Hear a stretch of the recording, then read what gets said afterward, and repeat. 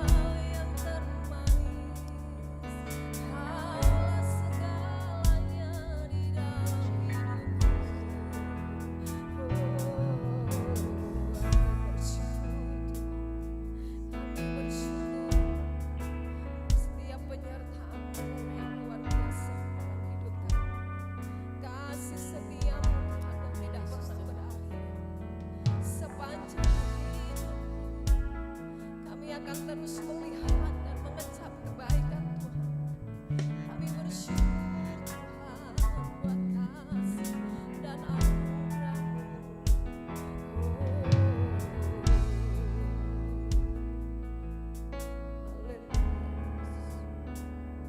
Haleluya. Haleluya Tuhan. Haleluya Yesus. Mari kita naikkan pujian dengan segenap hati. Haleluya.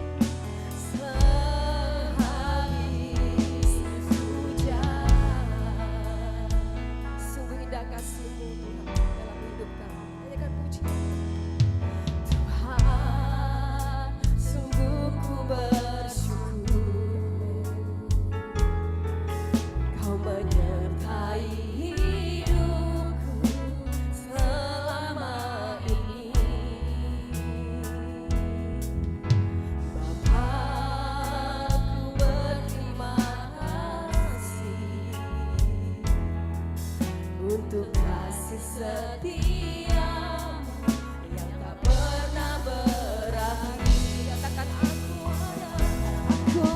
ada hari ini, semua karena kebaikan Tuhan. Tuhan baik dan teramat baik bagiku. Semua yang ku alami bersamamu ku lewati. Indahnya kasih Tuhan seperti pelangi. Sehabis hujan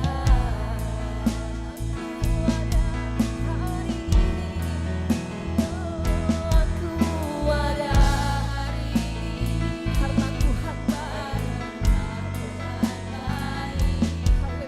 Teramat baik bagiku. Semua yang ku alami bersamamu ku lewati.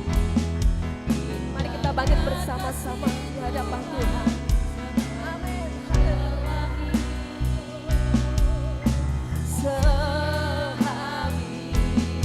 hujan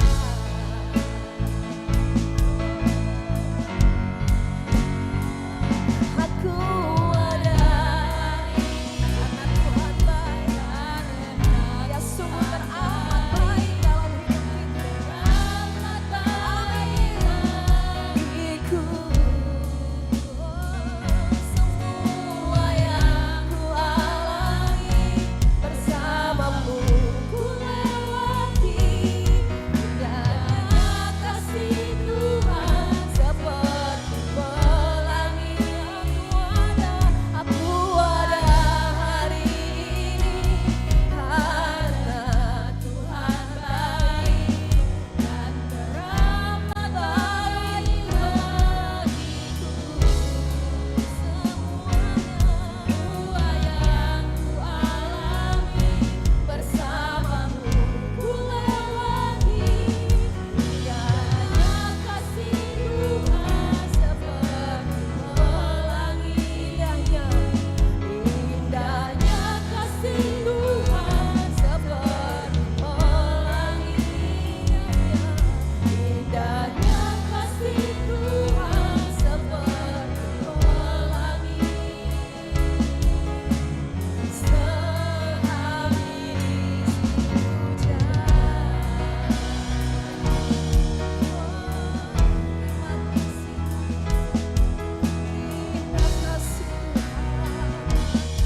buat segala kebaikan-Mu di dalam hidup kami. Engkau Tuhan yang baik dan teramat baik bagi kami. Terima kasih.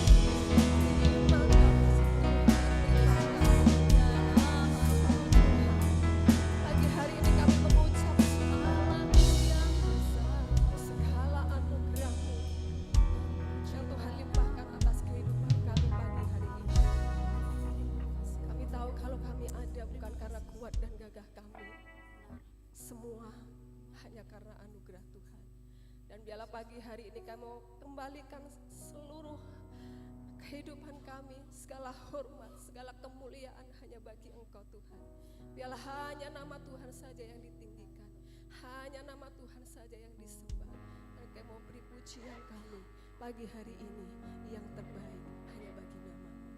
Kami percaya Engkau memberkati ibadah kami dari awal pertengahan sampai pada akhirnya. Hanya kuasa Roh Kudus-Mu saja yang bekerja di tengah-tengah kami. Kami siap bersuka cita memuji Engkau. Hanya di dalam nama Tuhan Yesus kami berdoa dan mengucap syukur. Setiap kita yang siap bersuka cita dan memuji Tuhan, mari sama-sama katakan amin. Sekali lagi beri tepuk tangan yang luar biasa buat Raja segala Raja Yesus Kristus Tuhan. Haleluya. Pagi hari kita bersuka cita Bapak Ibu. Hari yang luar biasa yang Tuhan sediakan bagi setiap kita untuk kita bersama-sama bersuka cita di hadapan Tuhan. Mari naikkan syukurmu, pujianmu hanya bagi nama Yesus. Amin. Haleluya. Mari kita nyanyikan pujian yang bersuka cita. Dalam berkat Tuhan dicurahkan atas kehidupan kita pagi hari ini. Haleluya.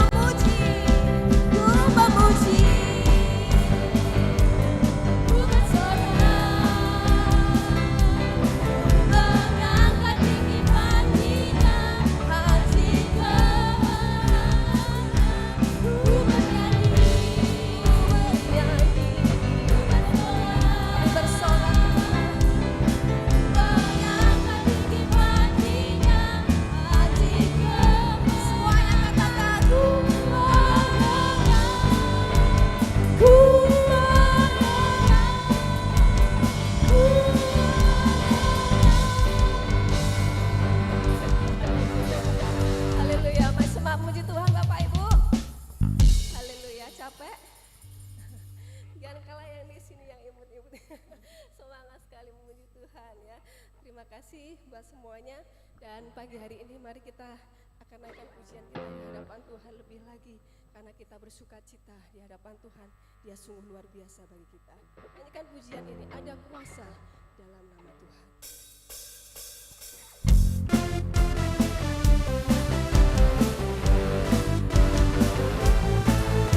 Kita percaya ada kuasa di dalam nama Yesus.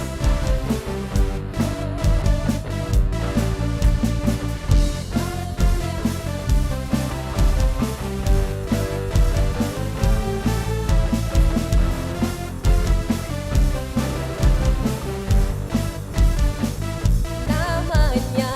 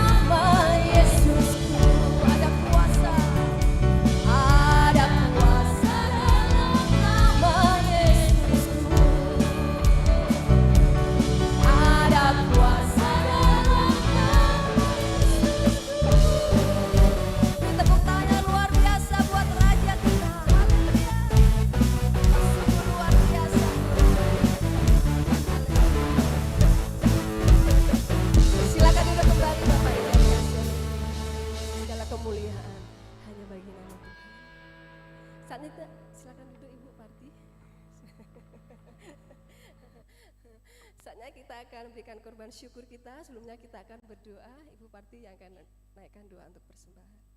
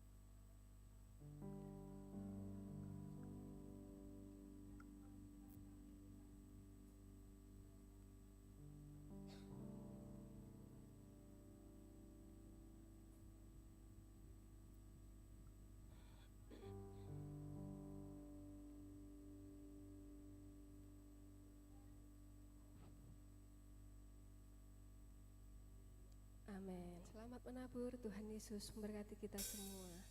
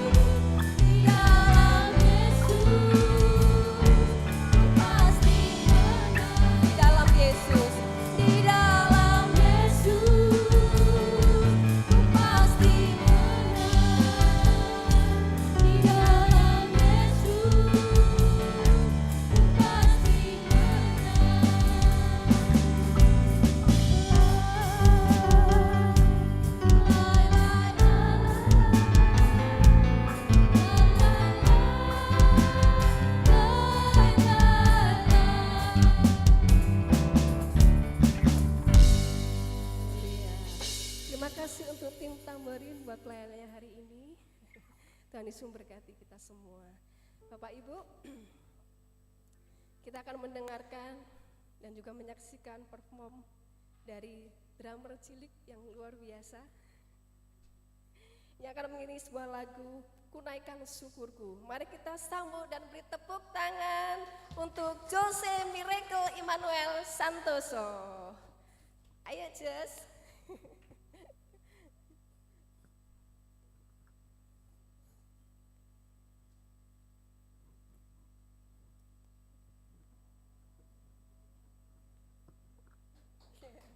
Tepuk tangan sekali lagi buat Jose.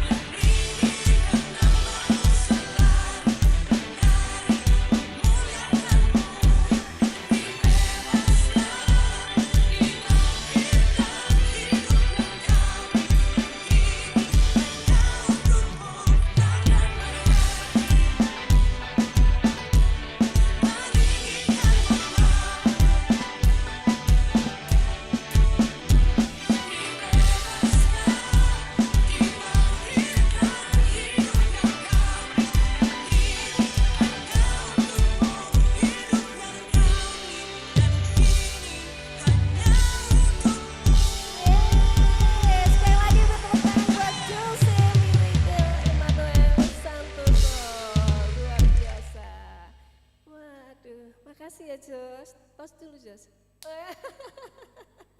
Kemarin waktu sekolah minggu, waktu sekolah minggu juga ngiringi untuk Natal nanti ya. Ada yang komen kayak gini, Bu, hebat ya kecil-kecil udah pinter main drum. Terus ada yang bilang gini, turunannya bapaknya. Ya, haleluya, segala kemuliaan bagi Tuhan. Mari Bapak Ibu saya jemput untuk bait berdiri bersama-sama. Kita akan siapkan hati untuk kita menerima kebenaran firman Tuhan. Haleluya. Terima kasih Tuhan. Kami percaya kami punya Tuhan yang hebat, Tuhan yang ajaib, dan segala perkara dapat kami tanggung di dalam Dia yang memberikan kekuatan dalam hidup kami. Sepenuhnya hidup kami ada dalam genggaman-Mu. Apapun yang terjadi, kami hanya mengandalkan Tuhan saja. Kami siapkan hati untuk kami menerima kebenaran firman-Mu pagi hari ini. Hanya di dalam nama Tuhan Yesus Kristus. Haleluya Yesus. Mari kita naikkan pujian. Bahwa kita punya Tuhan yang besar. Ku hidup karena percaya Kau yang berjanji setia, pengharapanku selalu ada di dalam-Mu. Ku tidak akan menyerah meski dalam kesesakan. Seluruh hidupku dalam genggaman-Mu.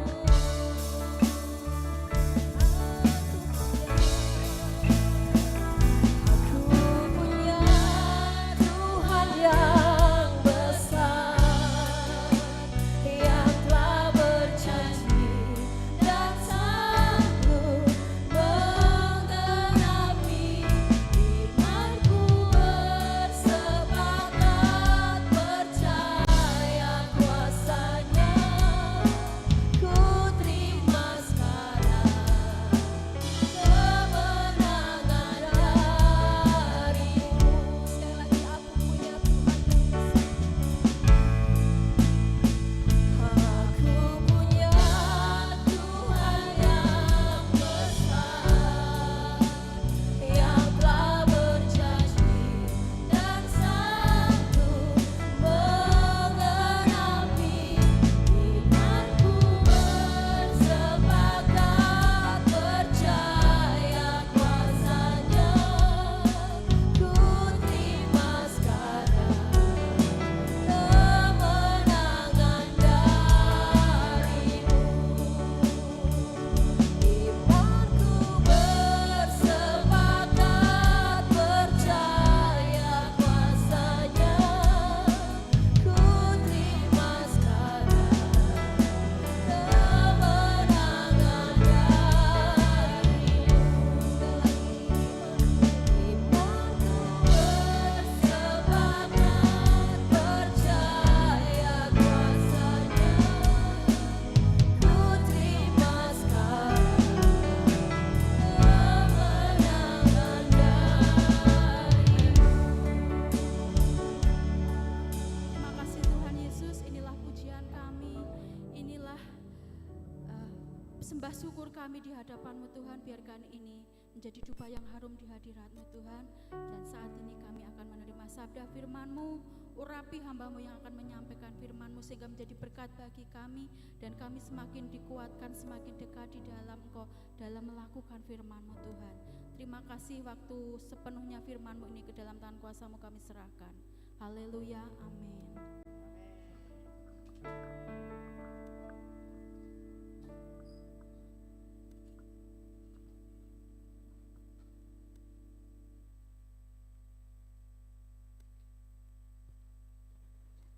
Salam saudara. Silakan duduk saudara. Haleluya. Saudara boleh duduk, saya tetap berdiri ya. Oke, kita siap terima firman Tuhan.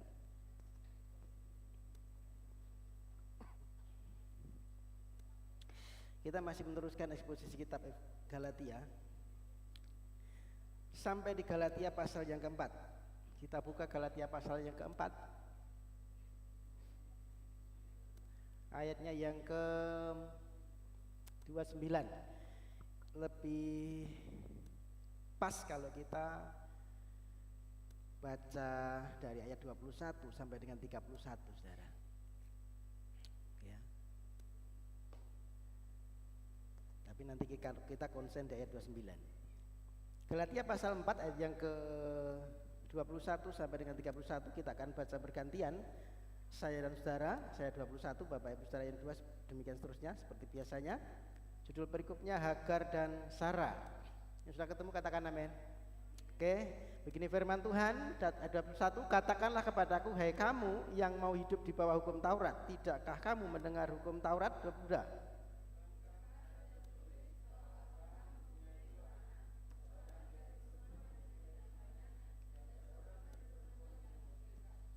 Tetapi anak dari perempuan yang menjadi hambanya itu diperanakkan menurut daging, dan anak dari perempuan yang merdeka itu oleh karena janji. 24.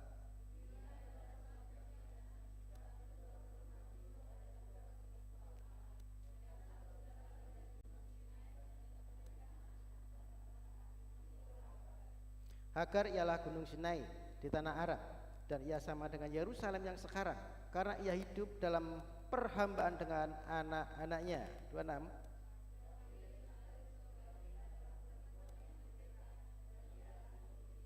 Karena ada tertulis, bersukacitalah hai si mandul yang tidak pernah melahirkan, bergembira dan bersorak-sorailah hai engkau yang tidak pernah menderita sakit bersalin, sebab yang ditinggalkan suaminya akan mempunyai lebih banyak anak daripada yang bersuami.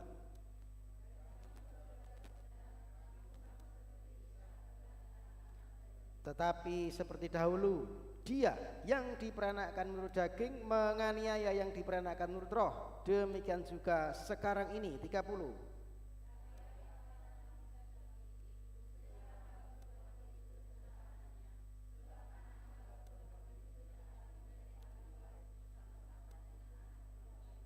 Ayat 31 bersama-sama 23. Karena itu saudara-saudara, kita bukanlah anak-anak hamba perempuan, melainkan anak-anak perempuan merdeka. Amin. Yang berbahagia yang membaca firman Tuhan, merenungkan dalam hati dan menjadi pelaku firman dalam hidupnya sehari-hari.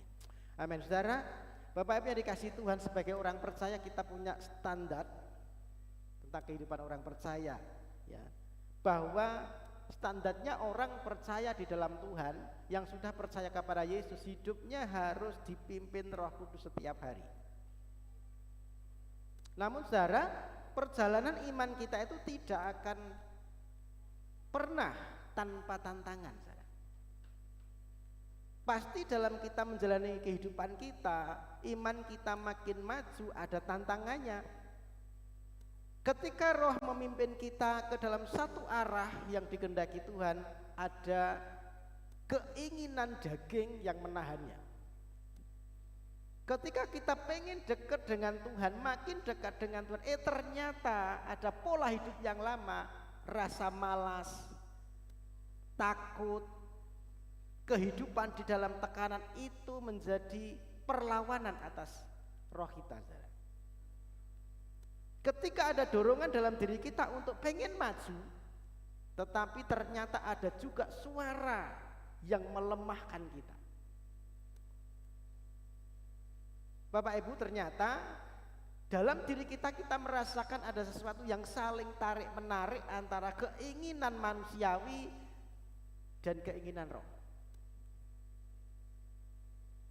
Yang keinginan roh memanggil kita untuk makin baik, makin kudus, tetapi yang keinginan duniawi akan menghalangi supaya kita tidak melanjut ke sana, saudara. Dan ini terjadi. Ini menjadi realita kehidupan kita sehari-hari, dan hari ini sedang diingatkan Rasul Paulus kepada jemaat Galatia dalam bacaan yang kita baca. Nah, kita konsen di ayat 29, saudara. Tetapi seperti dahulu dia yang diperanakkan menurut daging menganiaya yang diperanakkan menurut roh, demikian juga sekarang ini. Jadi saudara, Paulus menunjukkan bahwa ada pertentangan antara kehidupan menurut daging dan kehidupan menurut roh. Dan ini bukan sesuatu yang baru, saudara. Ini sudah ada sejak zaman para leluhur kita. Selalu ada benturan antara apa yang diinginkan Allah dan apa yang diinginkan oleh manusia. Menjadi pola yang terus berulang sepanjang sejarah keselamatan. Bahwa kehidupan di dalam roh pasti ada perlawanan dari kehidupan daging. Nah, hari ini kita belajar realita itu, saudara. masih kita alami sampai dengan saat ini. Selalu ada perlawanan dalam pertumbuhan rohani kita. Dan kita mesti menyadari ini.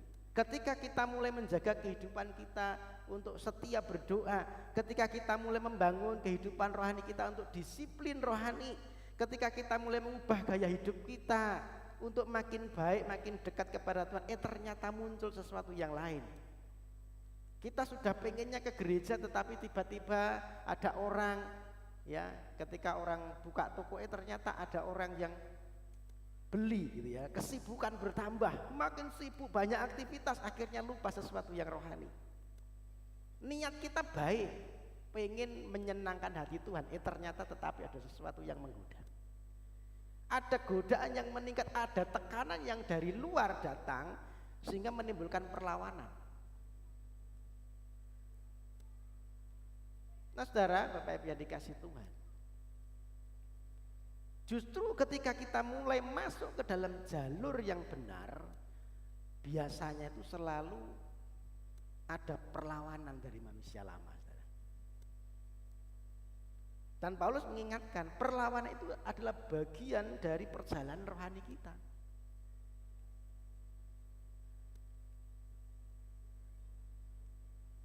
Nah saudara, untuk memahami Galatia pasal 4 yang 29 secara utuh, kita perlu kembali melihat latar belakangnya. Ya tadi Paulus sudah mengungkapkan sejarah. Paulus menggunakan kisah Hagar dan Sarah, itu tertulis dalam kitab Kejadian pasal 16.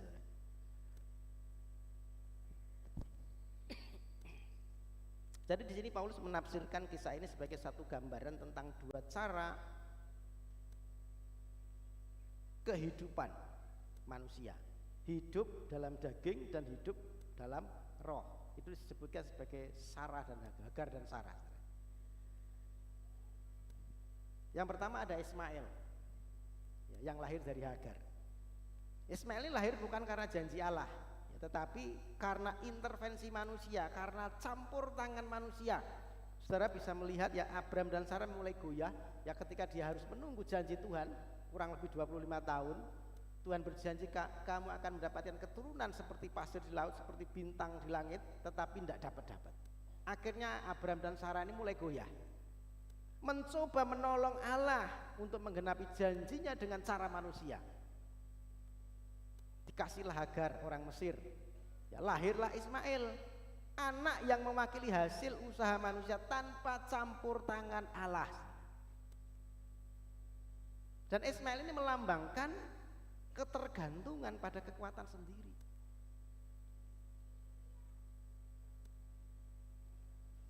Ismail menggambarkan satu agama yang tanpa roh, yang berjalan tanpa kuasa Roh Kudus, satu keputusan yang didorong oleh rasa ketakutan. Kenapa Abraham memutuskan untuk memberikan Hagar ini? Ya, karena ada ketakutan. Satu keputusan yang didorong oleh karena apa? Keraguan terhadap janji Tuhan. Satu keputusan karena apa? Ketidaksabaran menanti janji Tuhan. Dan ini menggambarkan satu pola hidup yang mengandalkan logika, bukan janji ilahi. Ismail ini menunjukkan bahwa ketika manusia mengandalkan dirinya sendiri, hasilnya itu bukan jalan keluar, saudara. Hasilnya bukan kebebasan, tetapi justru ada satu belenggu yang semakin menekan. Dan kita bisa melihat, saudara, ketika manusia berusaha menyelesaikan hal rohani dengan cara daging, hasilnya bukan berkat, tetapi masalah. Dan ini penuh dengan tekanan, saudara. Dan kita bisa lihat ya, Hagar, kalau kita membaca kisahnya, Hagar ini akan menghina Sarah akhirnya. Ketika dia dapat anak, akhirnya dia menghina tuannya. Kemudian Sarah marah setelah itu. Muncullah konflik dalam rumah tangganya Abraham. Terjadi ketegangan antara keturunan Ismail dan keturunan Ishak, berlanjut bahkan sampai hari ini. Nah saudara, ketika manusia menggantikan peran Tuhan, hasilnya bukan kedamaian. Hasilnya justru masalah yang baru. Niatnya Abraham nolong Tuhan, jangan-jangan lewat si Hagar ini janjinya digenapi. tetapi justru masalah yang ada, saudara. Kemudian ada Ishak, lahir menurut janji. Ya. Ishak adalah kebalikan dari Ismail, saudara. Ya. Ia lahir bukan karena kekuatan manusia, melainkan karena mujizat. Ya, ketika semua aspek manusia tidak mampu, ya disebutkan Sarah sudah mati pucuk, Abraham sudah umurnya lanjut, tidak mungkin bisa dapat anak, melewati batas logis manusia. Allah menyatakan kuasanya dan menggenapi janjinya. Dan ini melambangkan apa? Hidup dalam anugerah dan karya Roh Allah.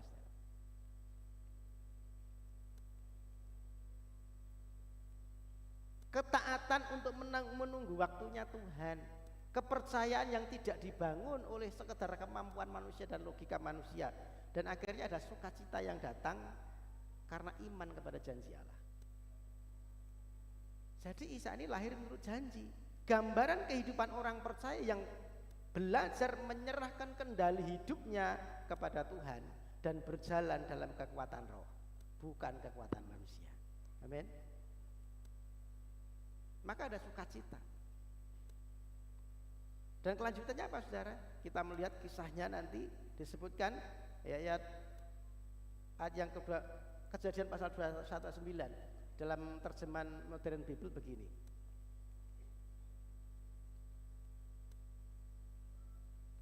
Sarah melihat anak Hagar orang Mesir yang telah melahirkan anak bagi Abraham sedang mengolok-olok. Ya. Jadi ini yang diistilahkan Paulus dengan tindakan penganiayaan. Secara rohani ini menggambarkan bahwa daging itu selalu menekan yang roh. Yang lahir dari kehendak manusia selalu menentang yang lahir dari janji Allah. Dengan kata lain, saudara, manusia lama tidak pernah diam ketika kita mulai menghidupi janji-janji Tuhan.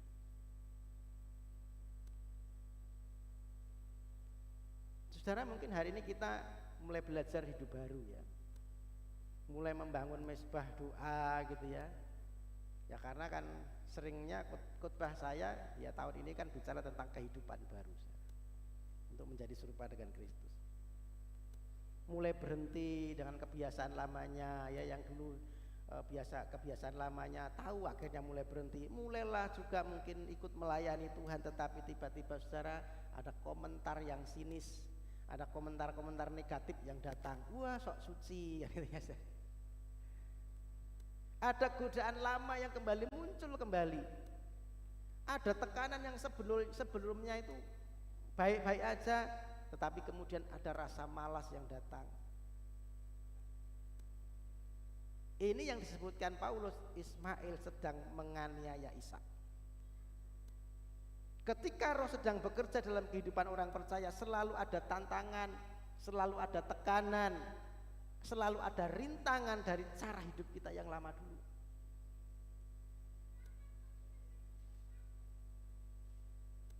Ini logika dan ini realitas, saudara, yang terjadi dalam hidup kita. Nah, Bapak Ibu Saudara yang dikasihi Tuhan, kita melihat lebih dalam Galatia pasal 4:29. Apa maknanya? Paulus tidak sekedar hanya mengingatkan kita akan sejarah yang sudah berlalu, tetapi Paulus juga menyingkapkan satu prinsip rohani yang terus berlangsung dari zaman ke zaman. Ada pertentangan antara daging dan roh, dan ini menjadi satu realita yang pasti. Makanya tadi ayat ini ditutup, Paulus berkata dengan demikian juga sekarang ini tadi ya, ayat 29 itu. Tetapi seperti dahulu dia yang diperanakan menurut daging itu Ismail menganiaya yang diperanakan menurut roh itu Ishak, demikian juga sekarang ini. Artinya saudara, pola ini terjadi pada Ismail dan Ishak, tidak berhenti pada masa yang lalu saja. Gereja mula-mula mengalami, setiap orang percaya mengalami, bahkan sampai hari ini kita mengalami. Makanya dalam kata Galatia pasal 5 nanti kita ketemu di sana, Galatia 5 pasal 17 itu, keinginan daging selalu berlawanan dengan keinginan roh. Daging tidak bisa sejalan dengan roh, saudara. Roh tidak bisa pernah kompromi dengan daging. Selalu bertolak belakang. Di mana roh bekerja, di situ daging menentang. Dan ini bukan fenomena yang aneh, melainkan satu bagian dari dinamika kehidupan orang percaya. Maka saudara jangan kita heran ya, ketika kita mulai bergerak maju dalam kehidupan rohani, pasti kita akan mengalami yang namanya tantangan dari kehidupan daging, saudara. Kita akan dibenturkan di sini. Dan saudara tahu daging itu selalu memulai pertentangannya. Ya, ketika terjadi pertentangan tadi Ishak dan Ismail, siapa yang memulai? Ismail memulai duluan. Dia menganiaya si Ishak. Dalam kisah Hagar dan Sarah, saudara. Bukan Ishak yang menyerang, tetapi Ismail yang menyerang duluan. Demikian juga dalam kehidupan rohani. Dunia lebih dulu menekan kehidupan rohani kita. Sistem agama yang kaku menolak anugerah. Dosa akan selalu menentang kehidupan orang-orang kudus. Manusia lama selalu memberontak ketika karya Roh Kudus mulai ada dalam diri seseorang. Ibarat pohon, ya, makin tinggi makin besar anginnya. Makin kita pengen bertumbuh terus, maju terus di dalam Tuhan, makin kuat juga tantangannya.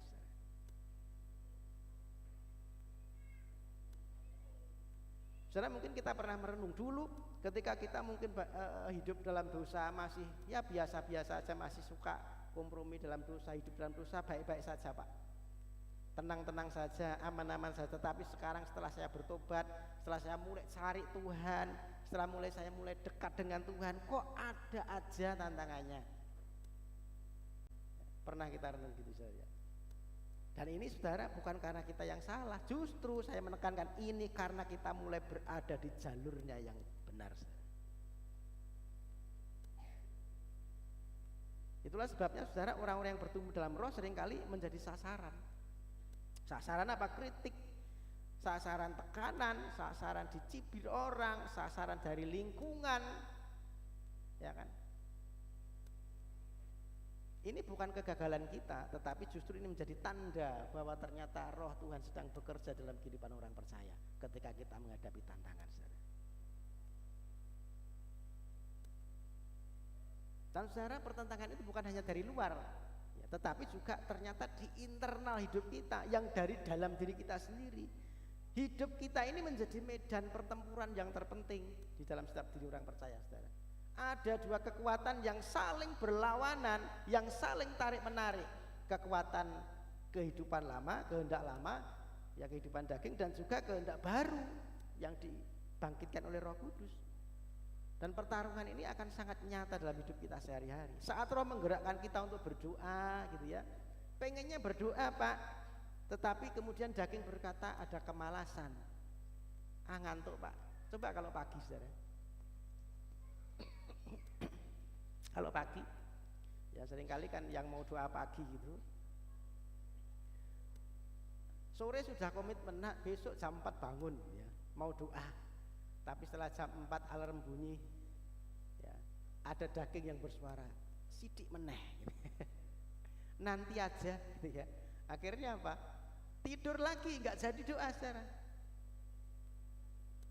Ketika Roh menuntun kita untuk sebenarnya kita mengasihi orang, pengen memberi, tetapi kemudian daging menahan, eman-eman, kowe jek butuh gitu ya saudara ya. Nanti aja, kalau kamu sudah lebih baru ngasih. Saat Roh memanggil kita untuk kita mengampuni orang yang bersalah, yang membuat kita mungkin kecewa, kemudian daging mendorong kita, kok enak diampuni, kono sing salah kok suruh ngampuni gitu ya. Akhirnya mendingan kamu balas dendam, cari cara untuk balas dendam, itu daging. Ya, jadi selalu ada pertentangan begini, saudara. Dan ketika saudara mengalami pertentangan ini, artinya Roh sedang bekerja dalam hidup saudara. Roh Anda harus kuat, amin. Roh Kudus harus makin kuat dalam hidup saudara. Ketika Roh mengajak kita untuk beribadah hari Minggu misalnya, Kemudian daging memilih apa? Yang lain, saudara. Ya kita piknik dulu. Mendingan nyaman dululah ya, kita piknik dulu, kan ibadah setiap minggu bisa. Kalau kita piknik kan hanya sekali-kali, saudara.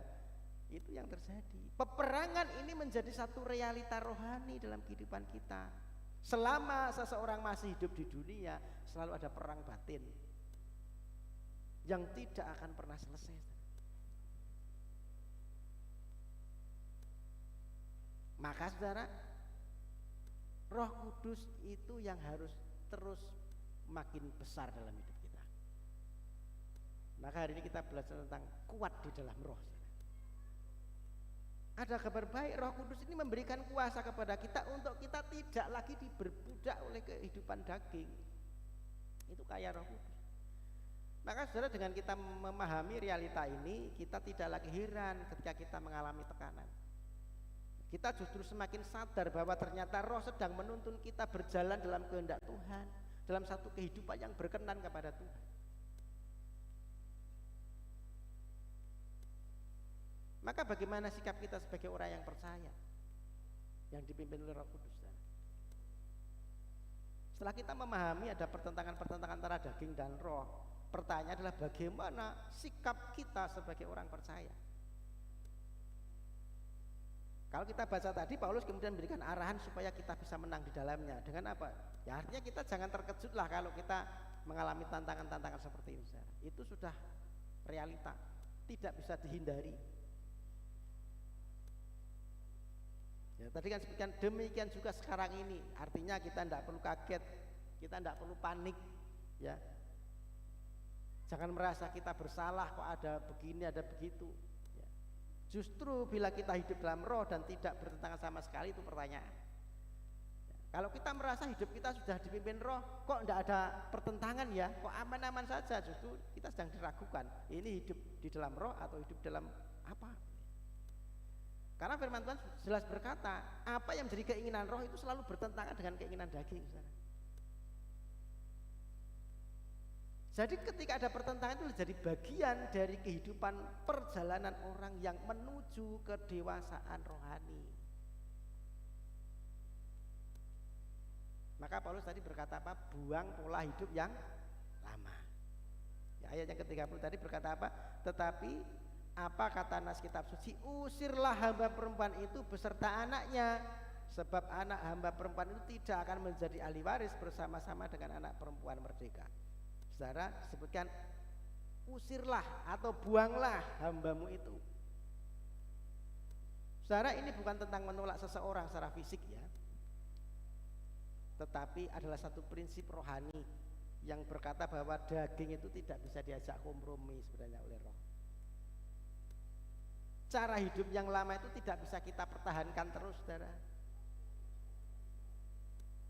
Kita pengen hidup menikmati janji Tuhan, sementara kita enggan meninggalkan hidup lama, tidak bisa. Ini harus dipikirkan, harus dibuang, harus diusir. Amin. Jadi motivasi dan keputusan yang tidak selaras dengan firman itu harus diakhiri ketika kita sudah memutuskan ikut Yesus. Karena tidak bisa daging itu ditaklukkan dengan hanya toleransi. Maka saya juga pernah ya mengkhotbahkan jangan kompromi. Tetap ambil satu keputusan yang tegas untuk menyingkirkan dari pusat kendali hidup kita. Saya pernah memberikan gambaran ya, ular itu adalah predator, saudara. Predator yang membunuh. Ya saya pernah kalau tidak salah pernah saya tampilkan video ada seseorang yang dia pelihara ular kobra, king kobra, ya kemudian dia bawa ke pameran, dipatok ya, akhirnya mati. Pemiliknya mati karena ular yang dipelihara sendiri. Jadi ini predator yang mematikan. Sama secara kehidupan daging itu dosa, tidak bisa dipelihara, harus dimatikan, harus diusir, harus diputus.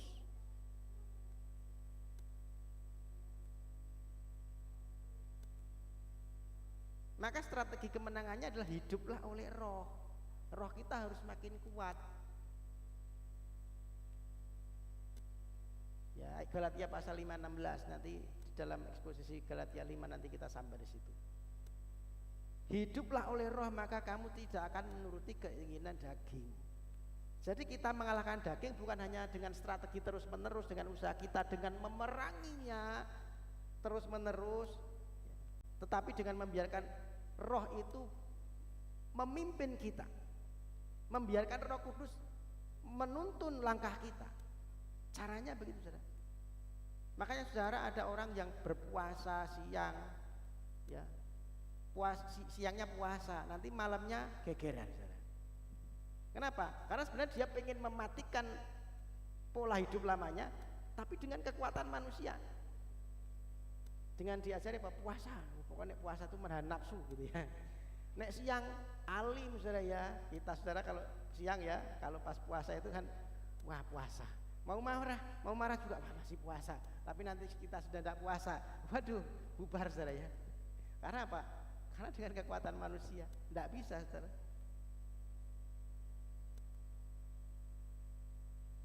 Setelah tidak puasa ya kembali lagi ke kehidupan lama, ke pola dagingnya. Itu sama seperti ketika seorang ruangan ini gelap, kemudian kita ngambil sapu, saudara. Ruangannya gelap gulita, kita ngambil sapu. Kenapa ngambil sapu? Ya untuk mengusir gelapnya, tidak bisa. Caranya apa? Ya dengan menghidupkan lampu saja, tidak usah pakai sapu. Demikian juga kehadiran Roh Kudus itu mengaktifkan kembali kuasa roh di dalam hidup kita. Kehadiran Roh Kudus itu menghilangkan kuasa daging dalam hidup kita. Maka saudara, hiduplah dalam pimpinan roh. Amin. Hiduplah dalam kehidupan doa.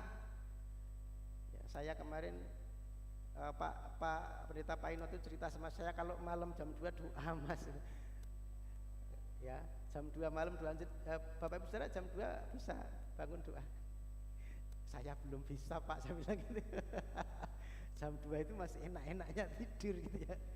Tapi kalau jam 4 saya pasti bangun, saudara, karena saya jam 4 itu memang sudah jadwal rutin saya doa. Jam 4 ke sana itu ya paling tidak sampai jam 5, jam setengah 6 kita masih itu ya, saudara. Mulailah taati firman, saudara. Amin. Mulailah biasakan diri berjalan bersama dengan Tuhan. Maka saudara, dengan otomatis kuasa daging itu akan lemah. Hidup kita akan dipimpin terus untuk selaras dengan kehendaknya Kristus, saudara.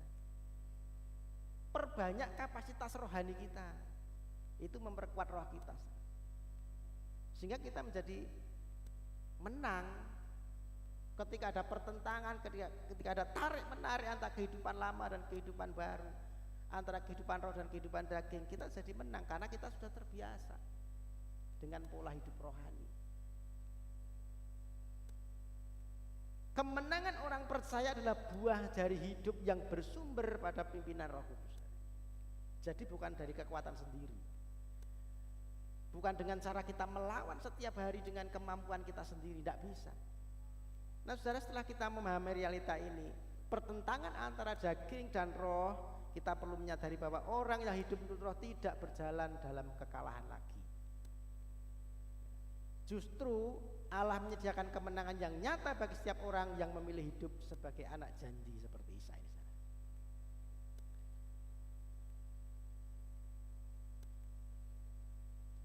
Ini janji kemenangannya ketika kita mau dipimpin oleh Roh Kudus. Kita akan mendapatkan ini, bahwa janji Allah itu lebih kuat daripada upaya manusia. Kalau kita membaca kisahnya Ismail dan Ishak, ya meskipun Ismail lahir lebih dulu, ya secara manusia lebih kuat, namun Ishak yang akhirnya menjadi ahli waris tadi ya, ayat terakhir 31 ya. Ini menegaskan bahwa janji Allah itu tidak bisa ditentukan oleh situasi manusia. Kehendak Tuhan itu tidak bisa ditentukan atau dikalahkan oleh usaha daging, tidak bisa. Apa yang Tuhan sudah tetapkan itu yang tergenapi, sekalipun semua aspek manusia tidak mampu lagi. Amin. Kita lihat ya, Abraham dan Sarah itu secara manusia tidak mampu, tidak bisa, tetapi Tuhan mampu menggenapi. Artinya bahwa janji Allah itu lebih kuat daripada usaha manusia. Dan rancangan Tuhan itu tidak bisa digagalkan oleh rancangannya manusia, oleh usaha manusia, tidak bisa. Dan ketika hidup kita dipimpin oleh Roh, maka kita memiliki masa depan. Amin. Kita jadi ahli waris Ishak tidak hanya menjadi pemenang sesaat saudara, tetapi menjadi penerima warisan. Dan ini adalah gambaran bahwa ada masa depan bagi orang yang memilih berjalan dalam pimpinan Tuhan. Ada masa depan bagi orang yang memilih untuk dipimpin Roh Kudus. Allah menyatakan warisan rohani yang nyata bagi setiap orang yang percaya dan setia. Amin. Nah saudara, bagian penutup. Mungkin hari ini kita sedang merasakan tekanan. Tekanan daging, tekanan pergumulan antara manusia lama dan manusia baru. Mungkin hari-hari ini kita sedang seperti seolah-olah mendengar suara yang mencoba menarik kita untuk mundur daripada Tuhan. Sepertinya ada suara-suara yang melemahkan iman kita supaya kita tidak maju di dalam Tuhan. Sepertinya ada suara-suara yang membuat kita kok tidak layak ya. Aku datang kepada Tuhan. Ini tekanan manusia lama, saudara. Dan ini menunjukkan ketika kita ngalami ini menunjukkan bahwa ya kita harus meninggalkan zona nyaman, saudara. Kita tidak lagi harus tinggal di zona-zona seperti ini. Kita harus bergerak maju, amin, dalam pimpinan Roh Kudus. Percayalah bahwa Roh Kudus terus bekerja dalam hidup kita. Saudara, kemenangan ini tidak datang dari tekad manusia, dari usaha kita sendiri, saudara. Bukan. Kemenangan itu bukan datang dari disiplin jasmani kita secara manusia, bukan. Bukan dari kemampuan manusia, tetapi ya, karena kita bisa melihat saudara, contohnya ada orang yang berusaha menjadi orang yang baik, orang Kristen yang baik, tetapi selalu gagal. Banyak orang menyaksikan hidupnya, dan saya seringkali juga melihat dulu teman-teman saya, dia bersaksi di depan, dia bersaksi buat komunitasnya, saya sekarang sudah berhenti ini, sudah berhenti itu, tetapi tidak lama kemudian jatuh lagi di perkara yang sama. Kenapa? Karena dengan kekuatan manusia. Ketika pertobatan hanya didorong dengan tekad manusia, hasilnya kelelahan rohani, capek. Dan kita perlu Injil, perlu kabar baik. Amin.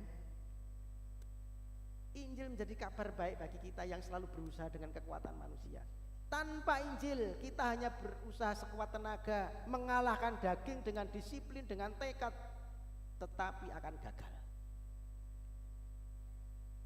Namun saudara, melalui karya Kristus di kayu salib, Yesus bukan hanya menebus kita, tetapi juga memberikan rohnya dalam hidup kita. Pemain musik bisa maju ke depan. Di kayu salib, hidup lama kita sudah disalibkan bersama dengan Kristus. Ia mati dan kemudian bangkit, membuka jalan hidup baru bagi kita. Ia naik ke surga dan kemudian mengaruniakan Roh Kudusnya supaya tinggal dalam hidup kita, supaya kita tidak berjuang sendirian, tetapi Roh Kudus yang ada dan diam dalam hidup kita itu menemani kita untuk berjuang bersama. Amin. Itu yang memampukan.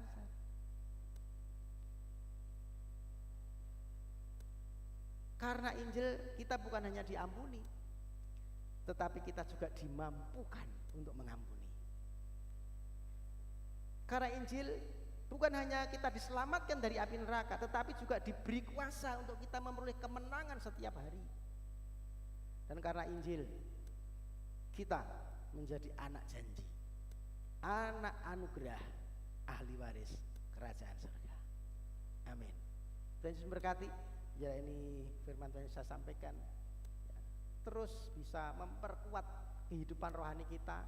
Saudara, kalau ada pertentangan-pertentangan, ada kehidupan lama yang berusaha menarik, artinya roh sedang bekerja dalam hidup kita. Dan itu memang sudah satu realita yang terjadi sejak zaman purba sampai hari ini, kita pasti dihadapkan dengan begitu. Kita akan naikkan satu pujian untuk mengakhiri khotbah hari ini.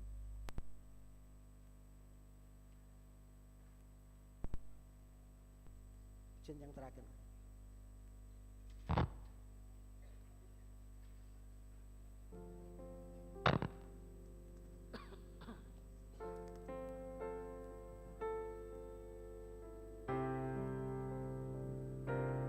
Ku hidup karena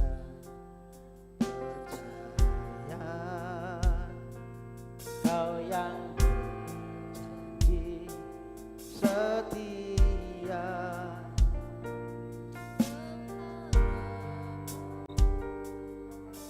selalu ada di dalam.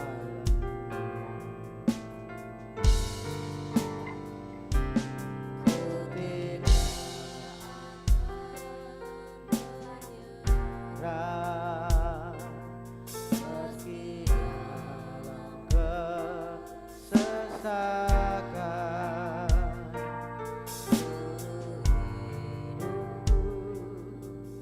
dalam genggamanmu aku punya banyak besar. Punya Tuhan yang besar, yang telah berjanji dan sanggup menggenapi imanku, bersepakat percaya kasihnya. Ku terima kemenangan darimu. Ku hidup karena percaya.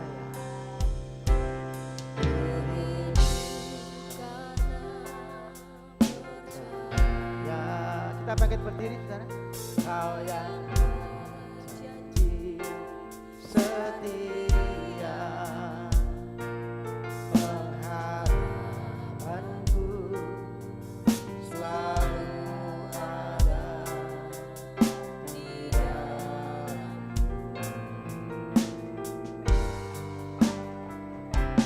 Ku tidak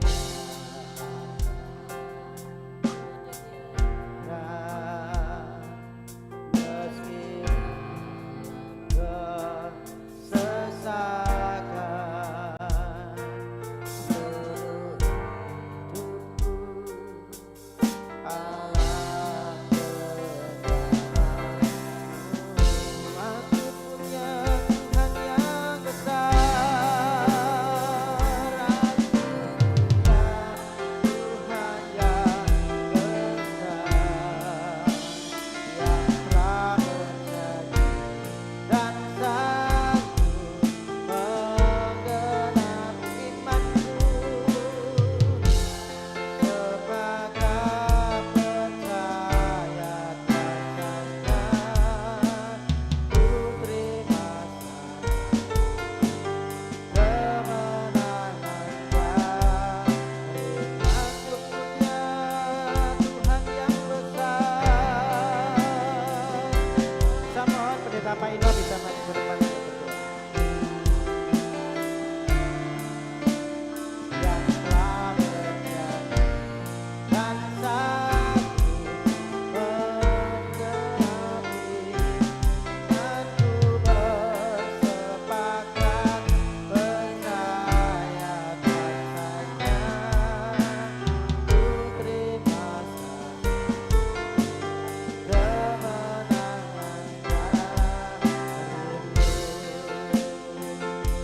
Imanku bersepakat percaya kasihnya. Ku terima kemenangan darimu.